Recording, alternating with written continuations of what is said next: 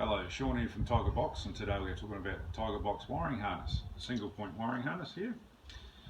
There are 7 points to the wiring harness. We've got the relay with an earth wire, and then we have the positive wire that goes to your battery with a fuse on it, so it goes to your battery or to a power source.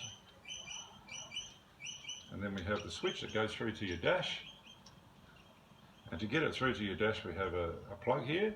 So to unplug it, so it makes it easier to get through the dash.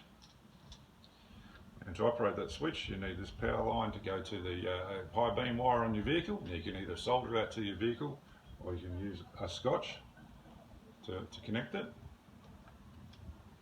And then you need to earth it out to get the little lights on the dash. So as soon as you go up to a high beam on, then you have the choice of having the auxiliary light on or off.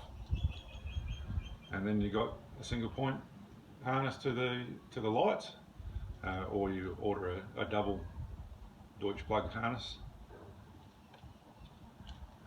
You also have the option of this other wiring harness, which has H3 and H4 plugs. So that way you do not have to splice into your vehicle if you've got H4 or H3 plugs. Thank you.